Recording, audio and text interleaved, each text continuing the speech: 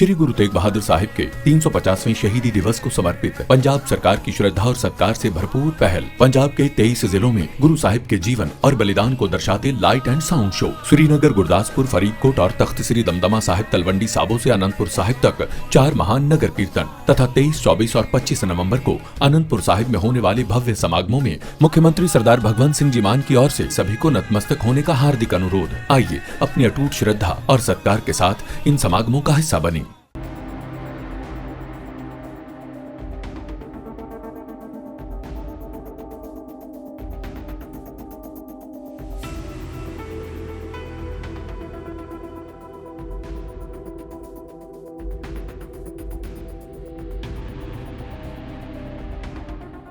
रोहतक में basketball court में एक खिलाड़ी के साथ दर्दनाक घटना होती है और जब उस बास्केटबॉल का पोल उसके ऊपर गिरता है तो उस खिलाड़ी की मौत हो जाती है। आज हम सोनीपत ज़िले के राजलूगढ़ी गांव के स्टेडियम में पहुंचे हैं। हम यहां पर रियलिटी चेक करेंगे कि किस तरह की व्यवस्था इस खेल स्टेडियम के अंदर है। ये तस्वीरें मैं दिखाऊंगा। खेल स्टेडियम के अंदर जो हॉल बनाया गया है, इस हॉल में ये ओपन जिम लगी हुई है। पंखों की स्थिति देखिए किस तरह से पंखे की जो पंखड़ी है वो क्या यहाँ पर दिखाई दे रही है। किस तरीके से जो छत है उसमें भी दरारें आ चुकी हैं, क्योंकि 2009 में कांग्रेस की सरकार में इस खेल स्टेडियम को बनाया गया था। और जिस तरह से इसकी हालात है, खिड़कियाँ टूटी पड़ी है, शीशे टूटे पड़े हैं, किसी प्रकार की कोई व्यवस्था नहीं है।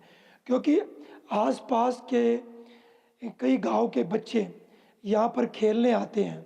फुटबॉल हो, क्रिकेट हो, बास्केटबॉल हो, लड़कियाँ भी यहाँ पर खेलने आती हैं।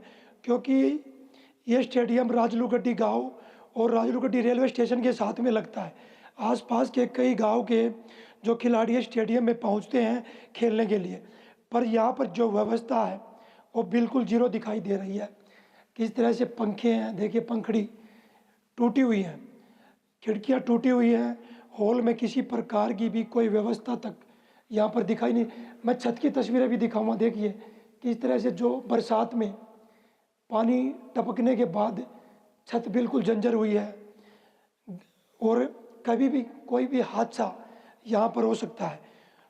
जो इस स्टेडियम की देखरेख करते हैं या बच्चों को खिलाते हैं, उनसे हम बातचीत करेंगे कि किस तरह की व्यवस्था इस स्टेडियम में है, या बच्चे खेलते हैं इसमें या नहीं खेलते हैं।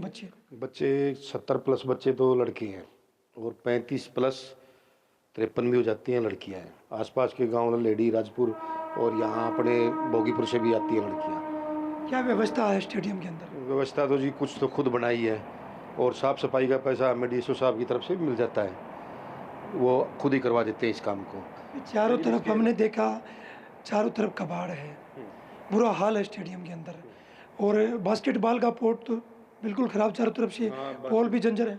बास्केटबॉल का कोर्ट और बास्केटबॉल के पोल ये दोनों ही बिल्कुल डैमेज हो चुके हैं और वहाँ पे जो इधर वाली पोर्शन है उसमें भी काफ़ी नुकसान है और बिल्डिंग तो बिल्कुल हालत ख़राब है।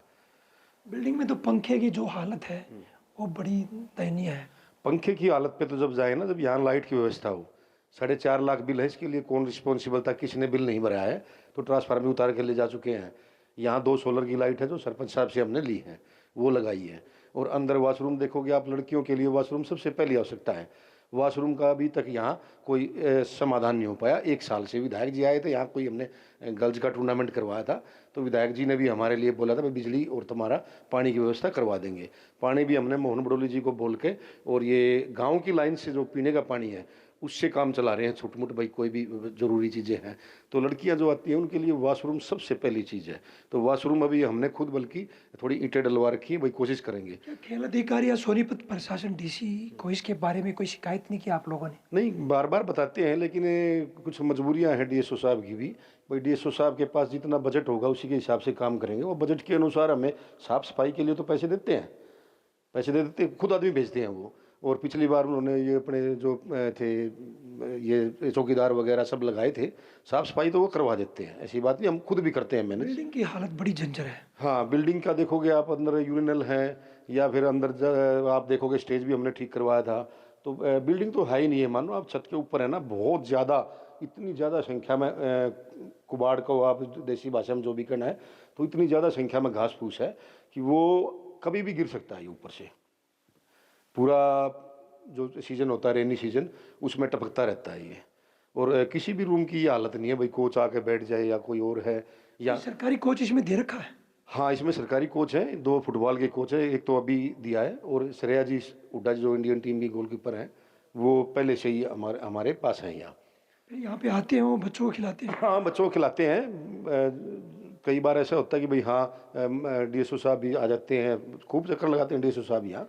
फिर व्यवस्था क्यों इतनी चरमराई हुई है? इसलिए चरमराई हुई है, कई बार इसके एस्टीमेट बन के जा चुके हैं वहाँ फाइलों में। चंडीगढ़ पता नहीं क्या दिक्कत है या फाइनेंशियली बजट कम है, तो इनके लिए ना कोई व्यवस्था रखी नहीं गई है। अगर साफ सफाई करवानी पड़े तो वो भी खुद करवानी पड़ती है इसकी। हाँ, अभी बाहर से हमने करवाई है, जैसे ट्रैक्टर अपना मंगवाया था, अपना सारे पेड़ झंगवाए हैं, तो वो हम कोऑपरेटिव करते हैं महकमे के साथ। ग्राउंड का दौरा किया तो बड़ी बात सामने आई। शराब की बोतलें, नमकीन के पैकेट, पानी की बोतल और गिलास ग्राउंड के अंदर मिले। ये इसलिए होता है कि दिन में ना हमारे पास यहाँ कोई चौकीदार नहीं है, रात को तो चौकीदार है, रात को यहाँ कोई नहीं घुसता। दिन के टाइम जो होता है ये आसपास के जो जैसे कुछ बच्चे होते हैं आईटीआई वगैरह के या कहीं बाहर के, तो वो यहाँ दिन में कोई रहता नहीं है, तो दिन में ये काम हो जाता है। अगर बेटियां खेलने आती है तो क्या असर पड़ता होगा? शराब की बोतल सामने, नमकीन के पैकेट हैं, बस पानी की बोतल है, गिलास है खाली वहाँ पर गिरे हुए। हाँ, उसको बार बार हम उठाते रहते हैं, शाम को चौकीदार भी आके चारों तरफ घूमता है। तो किसी को कंप्लेंट नहीं दी इस तरह की जो घटनाएं यहाँ पर होती हैं? कई बार बताया है, देखो बगैर आदमी के, बगैर व्यवस्था के उनको बार बार नॉलेज में तो डाला जा रहा है, लेकिन सीमित संख्या है उनकी जो कर्मी है। वो मुझे पता भी चल गया था क्योंकि मैं डीएसओ साहब के ऑफिस में जाके बता के आता हूँ ये कमियाँ है, वो आ भी जाते हैं मेरे पास, तो ठीक है वो कोऑपरेट करते हैं। लेकिन रोहतक में घटना हुई है, बास्केटबॉल खिलाड़ी था, नेशनल खिलाड़ी था, वो जब बास्केटबॉल के कोर्ट पे खेल रहा था तो पोल उसकी ऊपर गिरा जिससे उसकी मौत हो गई। उस दर्दनाक हादसे से लगता है कि इस तरह की स्थिति यहाँ भी है। हाँ जी, कभी भी बन सकती है। अब 2 दिन पहले की बात है, मैंने खुद कंप्लेंट की थी, जो बाहर के जो पेड़ वगैरह जो हम कटिंग कर रहे थे, तो उसमें जो 11,000 की वोल्टेज है, वैसे तो हमारे स्टेडियम में लाइट नहीं, लेकिन खेतों की लाइट इसी में से निकली हुई है। तो मैंने कंप्लेंट किया था, वहाँ फ़ोन किया था, जो इनका एक्सचेंज होता है बिजली वालों का, वहाँ का नंबर था किसी बच्चे के पास, वहाँ भी फ़ोन किया था, कोई नहीं आया। अब भी वो ऐसे के ऐसे हैं, वो टच कर रहे हैं पेड़ उसको 11,000 वोल्टेज को, किसी दिन भी हो सकता है। 19-12 में मैंने कंप्लेंट की है। एक बड़ी दर्दनाक घटना रोहतक में हुई थी। हाँ जी, कहीं इस तरह की बिल्डिंग है, पोल है, यहाँ पर भी दिखाई दे रही है। यहाँ पर मैं बता रहा हूँ, जिस दिन ये यहाँ कम से कम भी ये छोटा मोटा जैसा भी जिम है, इसमें आते हैं कम से कम भी 50 बच्चे आते होंगे शाम को, सुबह के इस टाइम में अर्ली मॉर्निंग भी आते हैं। किसी दिन भी ये बिल्डिंग भी गिर सकती है, ये तो है ही। और बाहर बता दिया आपको, चलता बच्चा अगर उसने हाथ लगा दिया, पेड़ कर करंट है उसमें, तो पहले भी एक बिजली कर्मी की यहाँ मौत हो चुकी है इसी स्टेडियम के गेट के पास, बिजली कर्मी की। उसके बावजूद उनकी हालत में सुधार नहीं, ऊपर से छोटी मोटी टहनियाँ काटी भाग गए। उन्होंने उस चीज़ के ऊपर कभी ध्यान नहीं दिया कि भाई यहाँ कितने बच्चे आते हैं। 70+ बच्चे हैं ऑल ओवर। मैं कहता हूँ ऑल ओवर जितने भी सेंटर चल रहे हैं, सबसे ज़्यादा बच्चे मेरे गाँव में फुटबॉल के, और आज से नहीं, हमारे पैदा होने से पहले की फुटबॉल है यहाँ। लेकिन इनको कोई भी प्रमोट नहीं करता, कोई ज़्यादा मतलब तो है पर सुविधा जीरो है। सुविधा तो देखो आपने जो भी है, एक अपना पंचायती नर्सरी है, मंजीत कोच साहब है यहाँ, वो करवाते हैं जो भी अपने ग्राउंड का भाई छोटा मोटा घास कटाई का वगैरह का सरपंच साहब से मिल के, और जो डीएसओ साहब देते हैं उससे भी जितना हो पाता हम करते हैं वो। लेकिन उनका भी जब मजबूरियाँ हैं भाई, ऊपर से शायद बजट ना आता हो। अभी बॉल है, जैसे किसी भी सेंटर में कोई बॉल नहीं मिली है मेरे को। स्टार्टिंग में 5 बॉल मिली थी, लड़कियों को खिलाता हूँ मैं प्राइवेट तौर पे, बाकी सब अपना देता हूँ मैं। देखिए, मैं ये तस्वीरें दिखाऊंगा जो बिल्डिंग के अंदर है, जो छत जंजर होकर जड़ रही है। पंखों की तस्वीरें मैं आपको दिखाऊंगा, किस तरह से पंखे जिन्होंने हवा देनी चाहिए वो किस तरह से लटक रही है, क्योंकि बिजली की व्यवस्था तक नहीं है यहाँ पर। और इधर टॉयलेट भी बने हुए हैं। टॉयलेट की व्यवस्था देखकर तो आप हैरान हो जाएंगे कि टॉयलेट में किस तरह की व्यवस्था है। टॉयलेट ज़रूर बना दी गई पर पानी नहीं है। कई तरह की परेशानियाँ यहाँ खिलाड़ियों को झेलनी पड़ती है। देखिए, गंदगी से भरे ये वॉशरूम है। बिजली के बोर्ड यहाँ पर लगाए गए हैं पर बिजली नहीं है। कहीं न कहीं खिलाड़ियों को परेशानियों का सामना तो करना पड़ता है। अगर सरकार चाहे तो ये व्यवस्था तंदुरुस्त कर सकती है, क्योंकि खिलाड़ी जब खेलने आते हैं तो उनको इस तरह की परेशानियों से सामना करना पड़ता है। देखिए किस तरह से वॉशरूम है जो गंदगी से भरे पड़े हैं, बना तो दिए पर देख रेख के लिए कोई व्यवस्था तक नहीं है। ना पानी की व्यवस्था है, ना बिजली की व्यवस्था है, ग्राउंड में ना साफ सफाई की व्यवस्था है। चारों तरफ गंदगी बनी हुई है और इसमें जब हमारे देश की बेटियां और बच्चे जब खेलने आते हैं तो उन्हें इसका सामना करना पड़ता है। अब देखना होगा प्रशासन कब जागेगा, कब यहाँ पर सुविधा देगा, या ऐसे ही बच्चे खेलते रहेंगे। सोनीपत से पवन राठी।